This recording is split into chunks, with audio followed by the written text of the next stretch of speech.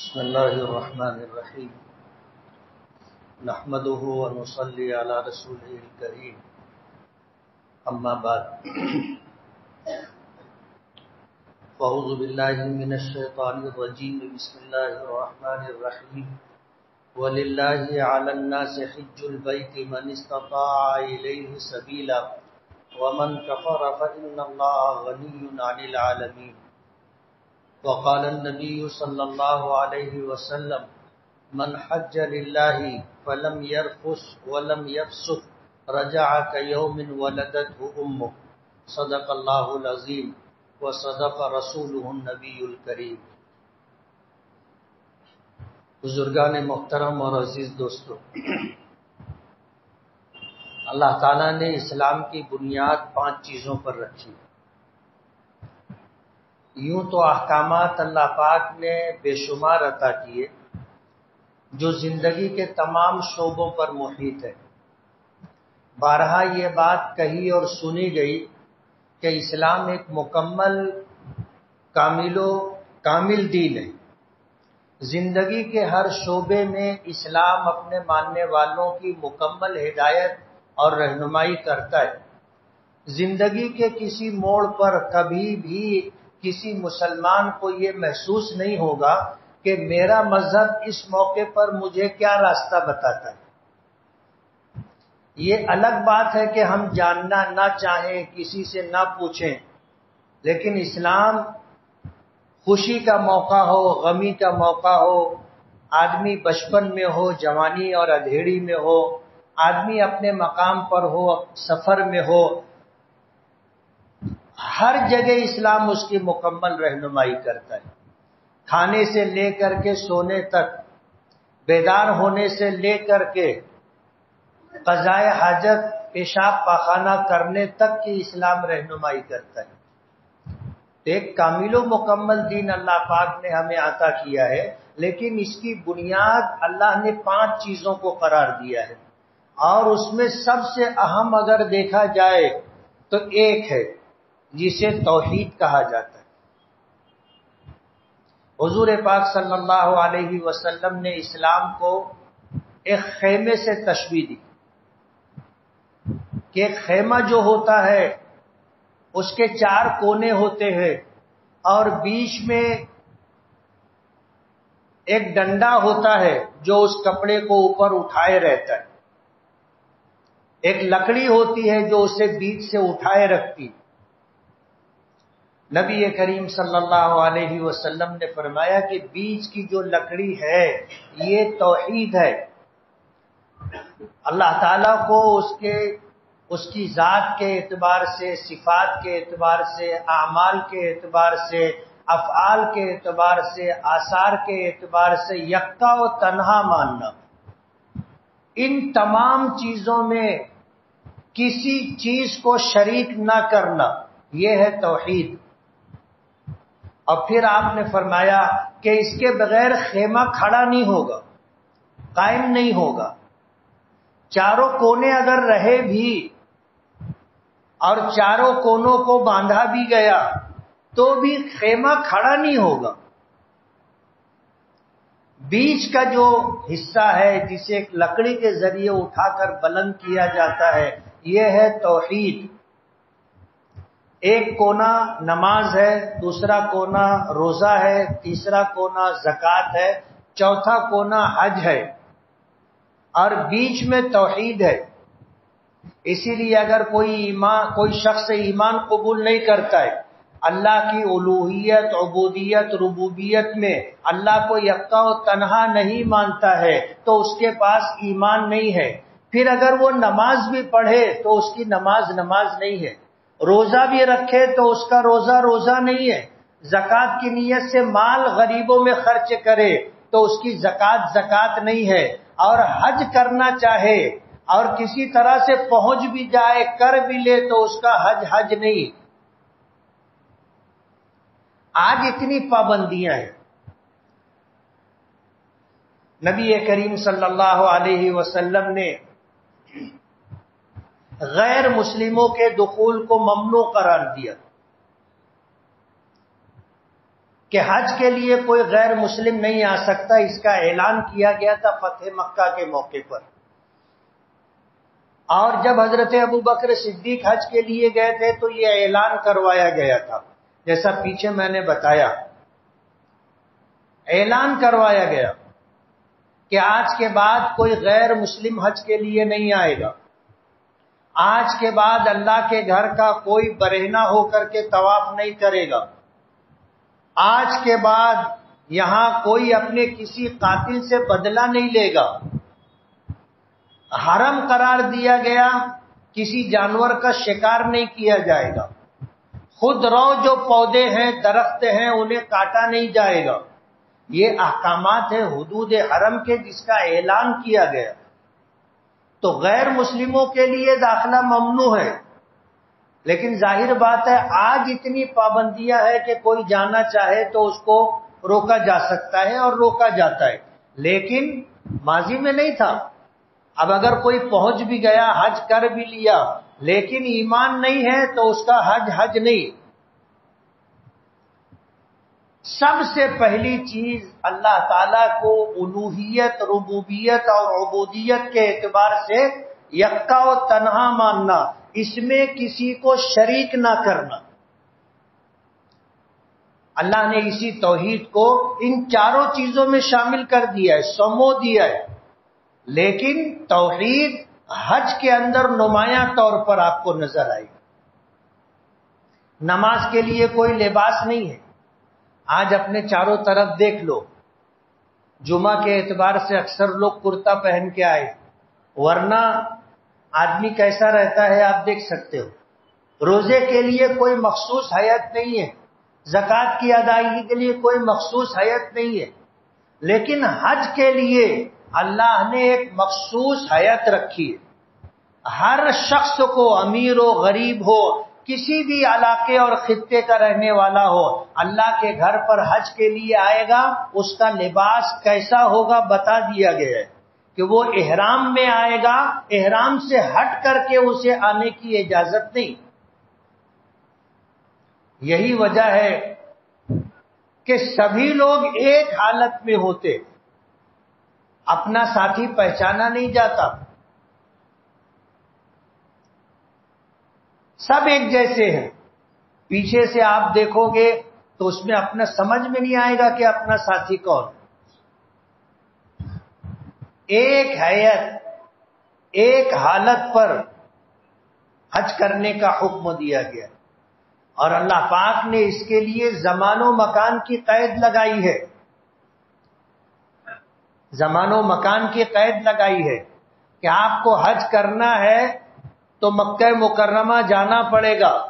حج کے لیے مقام مخصوص ہے، اللہ کا گھر، صفا مروہ، مینا، عرفات، مزدلفہ، یہ مقام مخصوص ہے۔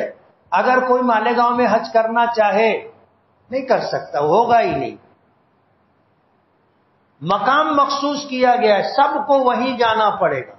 زمانہ مخصوص کیا گیا ہے کہ ذی الحجہ کی 8، 9، 10، 11، 12 تاریخیں، اسی زمانے میں حج ہوگا۔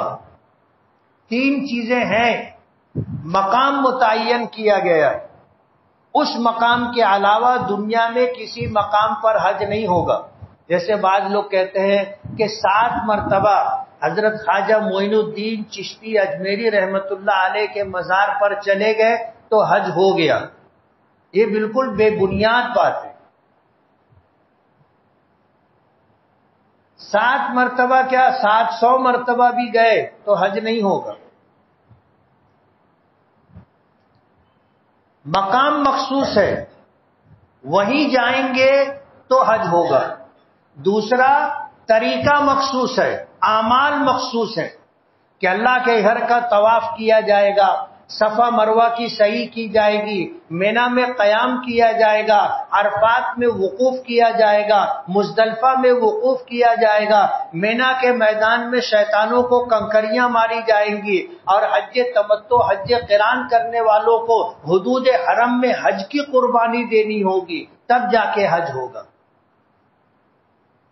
تو مقام بھی متعین ہے، زمانہ بھی متعین ہے، اور اعمال و طریقہ کار بھی متعین ہے. یہ کریں گے تو حج ہوگا. اللہ تعالیٰ نے جو اعمال رکھے ہیں یہ اعمال جو حج میں ہے، جیسے بیت اللہ کا طواف ہے، صفا مروہ کی سعی ہے، مینا مزدلفہ عرفات کی حاضری ہے، قربانی ہے، شیطانوں کو کنکریاں مارنا ہے، یہ اللہ تعالیٰ کے کچھ مخصوص نیک بندوں کے اعمال ہیں جو اللہ کی بارگاہ میں شرف قبولیت کے مقام تک پہنچے. اللہ تعالیٰ نے ان کو اکٹھا کر دیا اور اسے حج کی شکل دے دی. حج کی شکل دے دی. اس میں بڑا حصہ حضرت ابراہیم و اسماعیل علیہم الصلاۃ والسلام کے اعمال ہیں. اللہ کا گھر سب سے پہلے اللہ کے امر کن سے بنا تھا. حضرت آدم علیہ الصلاۃ والسلام کا زمانہ آیا تو حضرت آدم نے اللہ کے گھر کی تعمیر کی. طوفان نوح آیا تو دیواریں گر گئی. پھر ایک ٹیلے کی شکل تھی، لوگ آتے تھے ٹیلے کا طواف کیا کرتے تھے. حضرت ابراہیم کا زمانہ آیا، اللہ نے حضرت ابراہیم و اسماعیل کے ذریعے بیت اللہ کی دیواریں اٹھوائیں. اللہ نے اپنا گھر بنوایا اللہ کے ان دو مخصوص بندوں کے ذریعے سے. اللہ کا گھر بن گیا. اللہ کا گھر بنا. حضرت ابراہیم کو حکم ہوا کہ آپ لوگوں میں اعلان کرو کہ لوگوں حج کے لیے اللہ کے گھر کی طرف آؤ. اذن فی الناس، قرآن کریم میں ہے لوگوں میں حج کا اعلان کرو. وَأَذِّن فِي النَّاسِ بِالْحَجِّ، لوگوں میں حج کا اعلان کرو. یَأْتُوکَ رِجَالًا، لوگ اس مقام پر پیدل چل کر کے آئیں گے، یعنی پیدل حج بھی کریں گے. وَعَلَى كُلِّ ضَامِرٍ يَأْتِينَ مِنْ كُلِّ فَجٍّ عَمِيقٍ، سواریوں پر سوار ہو کر کے آئیں گے، اونٹنیوں پر آئیں گے. لمبے سفر کی وجہ سے اونٹنیاں دبلی ہو جائیں گی. لوگ آئیں گے، پیدل آئیں گے، سواریوں پر آئیں گے. کیوں آئیں گے؟ آنے کا مقصد کیا ہے؟ لِيَشْهَدُوا مَنَافِعَ لَهُمْ، جب یہ آئیں گے تو اپنے منافع کو پائیں گے، اپنے منافع کو پائیں گے. یعنی حج کرنے سے حاجی کو نفع ہوتا ہے، بینیفٹ ملتا ہے. اللہ کے نبی صلی اللہ علیہ وسلم نے فرمایا جس شخص کو اللہ نے حج کی سعادت دی اور اس نے اخلاص کے ساتھ حج کے لیے اللہ کے گھر پر حاضری دی، زندگی میں کبھی محتاج نہیں ہوگا، فقیر نہیں ہوگا. حاجی کو اللہ یہ اعزاز عطا کرتا ہے. ایک حدیث میں آتا ہے کہ اگر فقر اور محتاجگی سے نجات چاہتے ہو تو پے در پے حج کرو، پے در پے حج کرو. حج کی برکت یہ ہے کہ حاجی محتاج اور فقیر نہیں ہوتا. وجہ اس کی یہ ہے کہ اللہ کے رسول نے فرمایا کہ حج کرنے والے، عمرہ کرنے والے اللہ کے مہمان ہوتے ہیں، اور مہمان بن کر جب اللہ کے گھر پر جاتے ہیں تو اللہ اپنے در پر آنے والے اپنے مہمانوں کو اعزاز عطا کرتا ہے. اور وہ اعزاز یہی ہے کہ اللہ کے گھر پر جو حج کے لیے آیا، اخلاص کے ساتھ حاضری دی، زندگی میں کبھی محتاج نہیں ہوگا. لِيَشْهَدُوا مَنَافِعَ لَهُمْ، اللہ تعالیٰ اپنے در پر بلاتے ہیں تو بلانے کے بعد منافع عطا کرتے ہیں. حاجی محتاج نہیں ہوگا. دوسری بات، اپنے حج عمرے پر اس نے جو خرچ کیا ہے اللہ اسے بہترین شکل میں واپس کرے گا. اخلاص شرط ہے. جتنا پیسہ آپ خرچ کرو گے اللہ کسی نہ کسی شکل میں واپس کرے گا، اور برکتوں کے ساتھ وہ پیسہ آئے گا. سارا خرچہ اللہ واپس کر دیتے. ہمارے گھر کوئی مہمان آئے، مالیگاؤں آیا مہمان بن کر، اپنے خرچے سے ہوٹل میں رکے، اپنے خرچے سے کھائے پیے، تو ظاہر بات ہے ہمیں کیسا لگے گا؟ وہ کہے گا میں آپ کا مہمان ہوں، آنے سے پہلے بولا کہ میں آ رہا ہوں اور 3 دن رہوں گا، آپ کا مہمان آ رہا ہوں، آپ مہمان ہوں، آپ کے پاس رہوں گا۔ آدمی ذہنی طور پر تیار ہوتا ہے کہ مجھے اس کے قیام کا، طعام کا، راحتوں کا سب انتظام کرنا ہے، اور وہ آئے، آ کر کے ہوٹل میں رک جائے، اپنا کھائے اپنا پیے، تو اپنے کو کیسا لگے گا؟ ایک طرح کی بے عزتی محسوس ہوگی کہ مہمان میرا ہے، خرچ خود کر رہا ہے، اپنا کھا رہا ہے، اپنی ضرورت خود پوری کر رہا ہے۔ تو اللہ تو غنی ہے، جس کے خزانے لامحدود ہیں، جس کی قدرت یہ ہے کہ کسی کام کے لیے صرف اس کا حکم ہو جانا کافی ہے، وہ کام ہو جائے گا۔ اسے کیسے گوارا ہوگا کہ اس کا مہمان بن کر کے کوئی آئے اور پھر سبب کے درجے میں وہ خرچ کرے اور اللہ اسے واپس نہ کرے؟ آپ حج کر کے گھر واپس نہیں آؤ گے، واپسی کی شکل اللہ پاک بنا دیتے، جو خرچ کیا ہے سب واپس ملتا ہے اور برکتوں کے ساتھ واپس ملتا ہے، اور اللہ تعالیٰ ناپ تول کے نہیں دیتا، گن کر کے حساب لگا کر کے نہیں دیتا۔ اس کی شان ہے، اس کی شان ہے اور اپنی شان کے مطابق دیتا ہے۔ شرط یہ ہے کہ اخلاص۔ حاجی حج کرتا ہے تو اللہ تعالیٰ عقیدہ توحید اور ایمان اس کے دل میں اس طرح جما دیتا ہے کہ اگر اس کو اپنے حج کا استحضار رہے، ساری زندگی کبھی شرک اور کفر اس کے پاس پھٹکے گا نہیں۔ آپ نے جب دیکھا لبیک آدمی کہتا ہے تو لبیک میں 2 مرتبہ ہے لا شریک لک، لبیک اللہم لبیک، لبیک لا شریک لک، لبیک لا شریک لک، پہلی مرتبہ ان الحمد والنعمت لک والملک لا شریک لک، 2 مرتبہ لا شریک لک، کہ بندہ کہتا ہے کہ تیرا کوئی شریک نہیں ہے، نہ ذات میں، نہ صفات میں، نہ اعمال میں، نہ افعال میں، نہ آثار میں، تیرا کوئی شریک نہیں ہے۔ اور اللہ یہ چاہتا ہے کہ میرا بندہ علل اعلان شرک سے برات کا اعلان کرے، اس لیے مردوں کو یہ حکم ہے کہ چلا کر کے کہے، بدبدا کر کے نہیں، چلا کر کے کہے لبیک اللہم لبیک، اور دیوانہ وار کہے کہ عام حالت میں آدمی دیکھے تو وہ بھی حیرت میں ہو جائے کہ ان کو کیا ہو گیا، کیوں چلا رہے؟ ظاہر بات ہے چلانا ایک سنجیدہ اور شریف آدمی کو زیب نہیں دیتا، لیکن اللہ کی مرضی یہ ہے کہ اب سنجیدگی اور شرافت ایک طرف رکھ دو، علن اعلان کہو لبیک اللہم لبیک، چلا کر کے کہو، بلند آواز سے کہو۔ اور حضور نے فرمایا الحج والسج، حج ہے کیا؟ سب سے بہترین حج وہ ہے جس میں کثرت سے چلا کر کے تلبیہ پڑھا جائے، جس میں زیادہ سے زیادہ قربانی کی جائے، وہ حج ہے۔ دیوانہ وار آدمی چلا کے کہتا ہے لبیک اللہم لبیک۔ حضرت ابراہیم علیہ السلام کو حکم ہوا تھا بیت اللہ کی تعمیر کر لی، اب لوگوں میں حج کا اعلان کرو۔ حضرت ابراہیم علیہ السلام کہنے لگے کہ اللہ یہاں کون ہے جو میری آواز سنے گا؟ لقو دک صحرا ہے، ویران ریگستان ہے، اور حکم ہے کہ میں حج کا اعلان کروں، میری آواز کہاں تک جائے گی؟ کوئی سننے والا دکھائی نہیں دیتا۔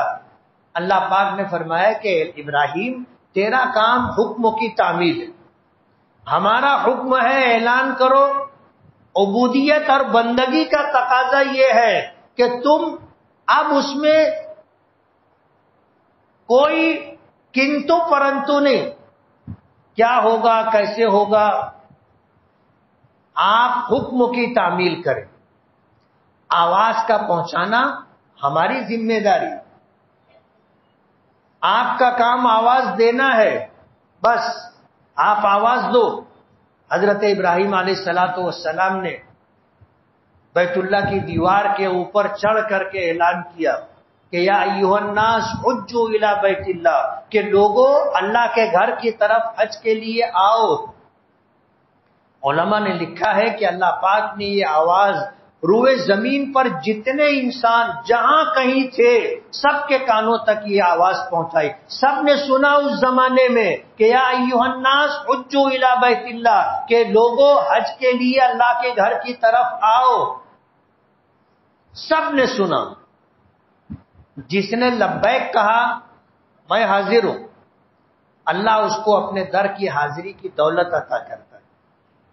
جو نہیں آئے تھے جیسے ہم لوگ، ہماری روحیں عالم ارواح میں تھی، ہماری روحیں عالم ارواح میں تھی، کچھ کی روحیں ماں کے پیٹوں میں تھی، اللہ پاک نے آواز وہاں تک پہنچائی، اور جس نے لبیک کہا اللہ پاک اس کو حج کے لیے حج کی سعادت عطا کرتا ہے۔ علماء نے لکھا ہے کہ جس نے ایک مرتبہ لبیک کہا ایک مرتبہ حاضری، 5 مرتبہ لبیک کہا 5 مرتبہ حاضری، 50 مرتبہ لبیک کہا 50 مرتبہ حاضری کی دولت۔ اور جس نے سنا اور سننے کے بعد خاموش رہا، لبیک نہیں کہا، تو پھر چاہے بادشاہ وقت بھی ہو حج کی دولت اس کو نصیب نہیں ہوتی۔ تاریخ اٹھا کے آپ دیکھو، دنیا میں بڑے بڑے دولت مند امیر شاہانے وقت گزرے، حج نہیں کر سکے۔ ہندوستان کی تاریخ دیکھ لو، مغل حکمرانوں میں سے کسی نے حج نہیں کیا، حالانکہ پورے اکھنڈ بھارت کے اوپر ان کی حکومت تھی، اکھنڈ بھارت پر، لیکن لبیک کی صدا ان کی طرف سے نہیں آئی، اللہ نے حج سے محروم رکھا۔ تو جس نے لبیک کہا، حضرت ابراہیم کی آواز سن کر کے میں حاضر ہوں، اللہم لبیک، اے اللہ میں حاضر ہوں، اللہ اسے اپنے گھر پر بلاتا ہے۔ تو حج کے لیے مکان بھی مخصوص ہے، حج کے لیے زمانہ بھی مخصوص ہے، اور حج کے لیے طریقہ کار بھی، اعمال بھی مخصوص ہے، اور یہ اعمال مختلف اللہ کے نیک بندوں کے۔ بیت اللہ کا طواف فرشتوں کا عمل ہے۔ حدیث پاک میں آتا ہے کہ اللہ کی یہ مخلوق فرشتے اللہ کے عرش کا طواف کرتے۔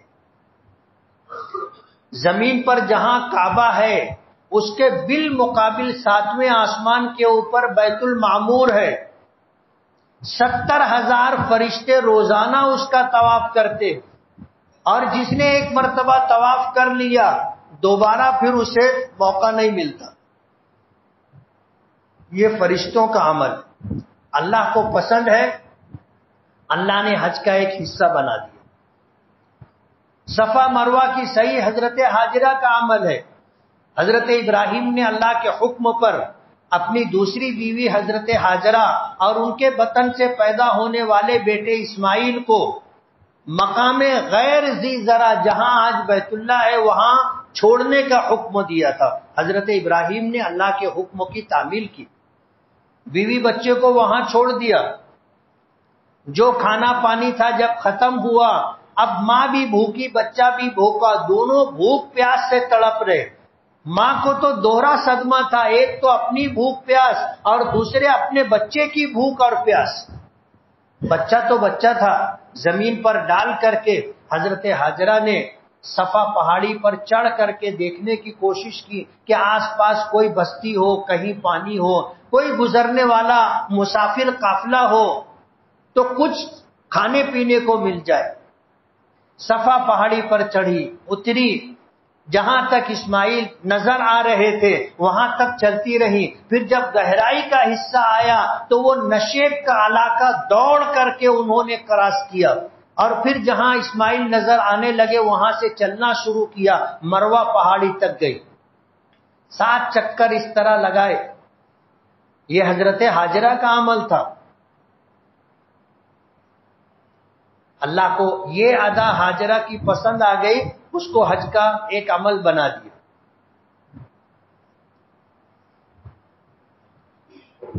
کسی نے کہا ہے نا کہ جستجو زمزم میں ہاجرہ بھی دوڑی تھی، جستجو زمزم میں ہاجرہ بھی دوڑی تھی۔ ہم بھی صفا سے مروہ تک دوڑنا نہیں بھولے، ایک جگہ مخصوص کر دی گئی، یہاں سے یہاں تک حاجیوں کو دوڑنا ہے۔ اب ظاہر بات ہے جو آدمی وقت کا شیخ الحدیث ہو، پیران پیر ہو، بڑی شخصیت ہو، دنیا ان کا احترام و ادب کرتی ہو، اس کو بھی ایسے احرام اٹھانا پڑتا ہے، اور دوڑنے کے لیے اس کو بھی تیار ہونا پڑتا ہے، اور دوڑتے ہیں۔ اللہ کو یہ ادا ہاجرہ کی پسند آ گئی، حج کا حصہ بنا دیا۔ مینا کا قیام، حضرت ابراہیم اپنے بیٹے اسماعیل کو لے کر کے گئے تھے مینا، اللہ کا حکم تھا بیٹے کو قربان کرنا ہے۔ حضرت ابراہیم نے اللہ کے حکم کی تعمیل کی، اللہ کا حکم تھا کہ مینا لے کر کے جاؤ، مقام پر بتا دیا گیا، وہاں جا رہے تھے، راستے میں شیطان نے بہکانے کی کوشش کی، گمراہ کرنے کی کوشش کی۔ حضرت ابراہیم اللہ کے نبی تھے، زمین سے کنکر اٹھا کر کے شیطان کو مارا، 7 کنکر مارے پہلے دن، 7 کنکر مارے، پہلے کو، پھر دوسرے کو، پھر تیسرے کو، یعنی 3 مقام پر اس نے بہکانے کی اور اللہ کے حکم کی تعمیل سے روکنے کی کوشش کی، پتھر مارے، اور پھر ایک پہاڑ کے دامن میں جا کر کے اپنے بیٹے حضرت اسماعیل کو قربان کرنے کی کوشش کی، بلکہ ان کی دانشت میں قربانی کر دی۔ میدان عرفات حضرت آدم علیہ الصلوۃ والسلام اور مائی حوا کے ملنے کا مقام ہے۔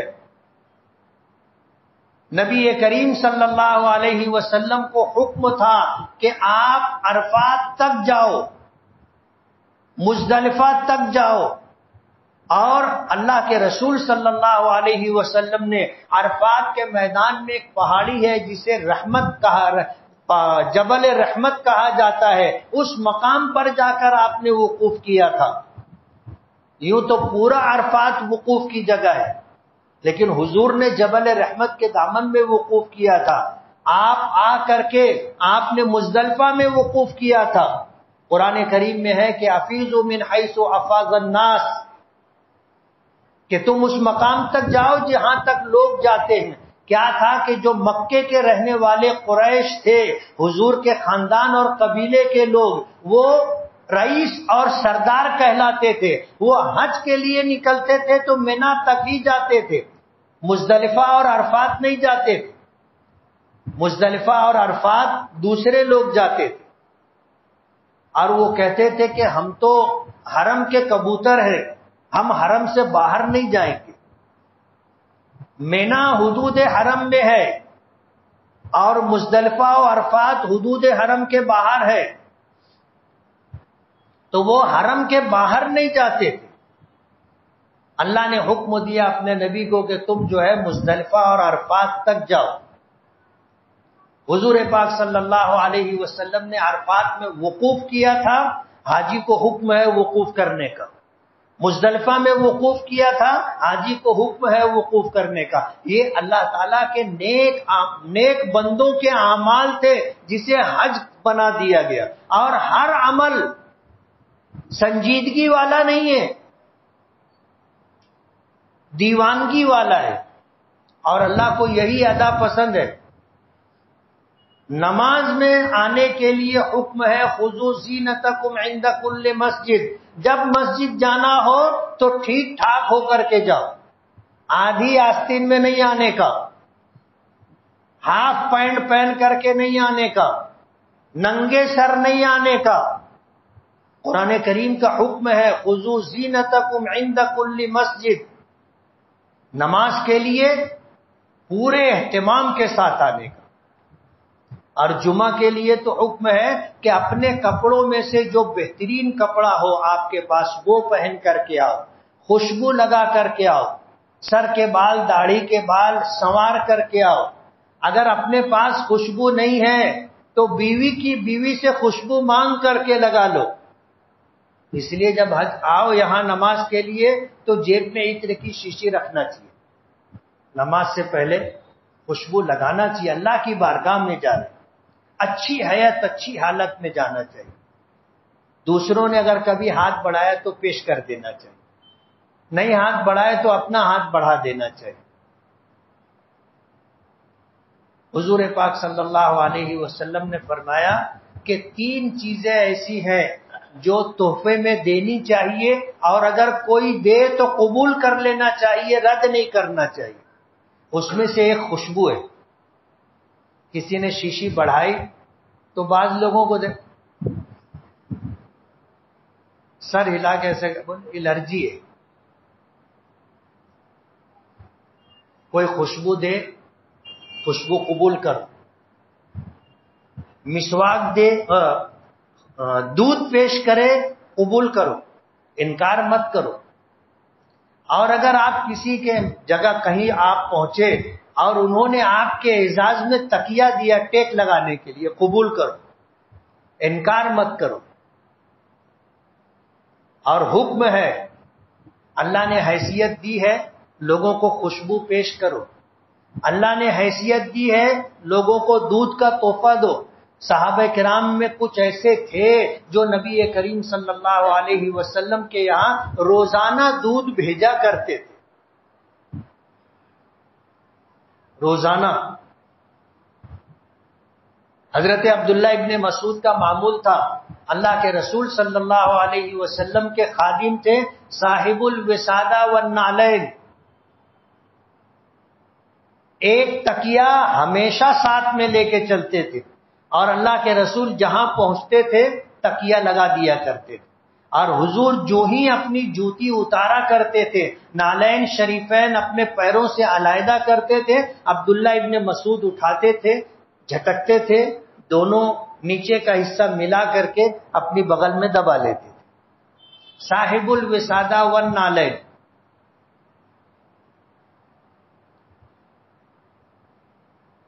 تو حج اللہ تعالیٰ کے مخصوص بندوں کے اعمال کا مجموعہ ہے۔ ذی القعدہ کا مہینہ شروع ہو چکا ہے، اگلے مہینے میں حج ہوگا۔ شوال کا مہینہ، ذی القعدہ کا مہینہ، ذی الحجہ کے 10 دن، یہ 2 مہینے 10 دن حج کے مہینے کہلاتے۔ ان 2 مہینے 10 دن میں کسی کے پاس اتنا مال ہو کہ وہ صاحب استطاعت ہو جائے تو اس پر حج فرض ہے۔ رمضان میں کسی کے پاس مال تھا لیکن شوال آنے سے پہلے ختم ہو گیا، اب یہ 2 مہینہ 10 دن میں اس کے پاس مال نہیں ہے تو اس پر حج فرض نہیں۔ اور حج زندگی میں ایک مرتبہ فرض ہے، ایک مرتبہ، اس لیے کہ اس کی سببیت کا جو مقام ہے وہ بیت اللہ ہے اور وہ ایک ہے، اس لیے حج زندگی میں ایک مرتبہ فرض ہے۔ نماز کے لیے اوقات سبب ہے، جب صبح صادق ہوگی فجر کی نماز فرض ہو جائے گی، جب زوال ہوگا ظہر کی نماز فرض ہو جائے گی، جب ہر چیز کا سایہ 2 مثل ہو جائے گا عصر کی نماز فرض ہو جائے گی، جب سورج غروب ہوگا مغرب کی نماز فرض ہو جائے گی، اور جب آسمان اندھیرا چھا جائے، شفق روشنی جو سورج ڈوبنے کے بعد مغرب میں ہوتی ہے وہ ختم ہو جائے، عشاء کی نماز فرض ہو جائے۔ جب رمضان کا مہینہ آئے گا روزہ فرض ہو جائے گا، جب سال پورا ہوگا آپ پر زکوٰۃ کی ادائیگی فرض ہو جائے گی۔ لیکن حج زندگی میں ایک مرتبہ ہے، اور حج کے اندر سب سے اہم چیز توحید ہے۔ توحید، آدمی کہتا ہے اللہ میں حاضر ہوں، اے اللہ میں حاضر ہوں، تیرا کوئی شریک نہیں ہے، اور اعلان کروایا جاتا ہے کہ چلا کر بولو، چلا کر کے بولو۔ اور جو جتنی زیادہ تلبیہ کی کثرت کرے گا اس کا حج اتنا زیادہ اجر و ثواب والا ہوگا. حج کے مہینے ہیں اور حج کے لیے یہ باتیں اس لیے رکھ دی کہ کسی کو پتا نہیں ہے کہ اس نے لبیک کہا کہ نہیں کہا. معلوم ہے کسی کو یاد ہے عالم ارواح میں ہم تھے, آواز حضرت ابراہیم کی ہمارے کانوں تک آئی تھی, کس نے لبیک کہا کسی کو یاد نہیں. لیکن جب آدمی حج کے تعلق سے بیان سنتا ہے دل میں اللہ رغبت اور شوق ڈال دیتا ہے. پھر غریب سے غریب آدمی بھی دل میں کسک رہتی ہے, کاش اللہ ہم کو بھی بلائے. جب کوئی حاجی جانے لگتا ہے تو کسی شاعر نے کہا ہے کہ کسک آرزو حسرت و غم نہ پوچھو, کسک آرزو حسرت و غم نہ پوچھو, چلے جاتے ہو تم رہ جاتے ہیں ہم. اگر دل میں کسک ہے, چاہت تمنا آرزو ہے, آدمی اللہ سے مانگے گا کہ اللہ ایک مرتبہ اپنا گھر دکھا دے, ایک مرتبہ اپنے حبیب کے در کی حاضری کی دولت عطا کر دے. اسباب بنیں گے, لبیک ہم نے کہی ہوگی, اللہ بلائیں گے. اور ہم نے مانگا لیکن ہم نے لبیک نہیں کہا تھا, اللہ نے نہیں بلایا, تو ہمارا یہ مانگنا رائے گا اور بیکار نہیں جائے گا. ہماری تڑپ آرزو اور ہماری چاہت پر اور کسک پر اللہ ہمیں اجر دے گا. اللہ دینے سے نہیں تھکتا, اور اس کے دینے کے تعلق سے کوئی پوچھ نہیں سکتا کہ یہ حج پہ نہیں گیا تھا کیوں اس کو ثواب دیے. کوئی پوچھ سکتا ہے؟ اللہ کو کوئی پوچھنے والا نہیں. جیسے آتا ہے کہ ایک شخص ہے جو حفظ قرآن پاک کر رہا ہے, زندگی وفا نہیں کی, قرآن کریم حفظ مکمل نہیں ہو سکا, اللہ قیامت میں اس کو حافظوں کے جماعت میں اٹھائے, حافظوں کی جماعت میں اٹھائے.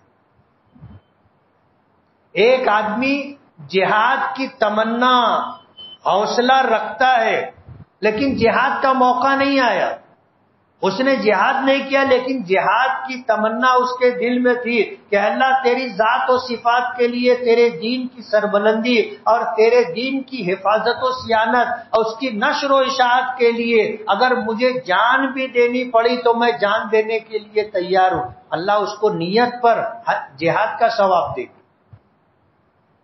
تو حج کے تعلق سے بھی آدمی کو اللہ سے دعا کرنا چاہیے, مانگنا چاہیے. نصیب میں ہوگا جائیں گے, نہیں ہوگا ثواب ملے گا. کریں گے اللہ سب کے لیے حاضری مقدر فرمائے. پچھلے جمعہ ایک اعلان کیا تھا کہ اگلے جمعہ مدرسہ انعام العلوم کا چندہ ہونا ہے, تو ٹھن ٹھن گوپال مت لے کر کے آنا, نوٹ لے کر کے آنا, کچھ اچھی رقم لے کر کے آنا. یہ جو ہم خرچ کریں گے کل قیامت میں یہی ہم کو ملے گا, اور جو کباڑ میں لاکر میں رکھا ہوا ہے وہ ماں نہیں ملے گا. جو اللہ کے راستے میں, اللہ کے گھر کے لیے, اللہ کے دین کے لیے, اللہ کے راستے میں خرچ ہوگا وہ اپنا, اور قیامت کے دن ہمیں واپس ملے گا. جہاں ہم کو ضرورت ہوگی وہاں ہم کو ملے گا. اس لیے مدرسہ انعام العلوم کے لوگ آئے ہیں. اس ادارے کے قیام کو 25 سال کا عرصہ گزر چکا. دن گزرتے دیر نہیں لگتی, ایسا لگتا ہے کہ ابھی زمانے قریب میں یہ ادارہ بنا تھا. 20 سال مسجد حبیب میں یہ ادارہ چلا, اب 5 سال ہو گئے آبادی سے باہر ہائی وے کے اس پار یہ ادارہ چل رہا ہے. تو اس ادارے کے طلبہ, ذمہ داران چندے کے لیے آئے ہیں.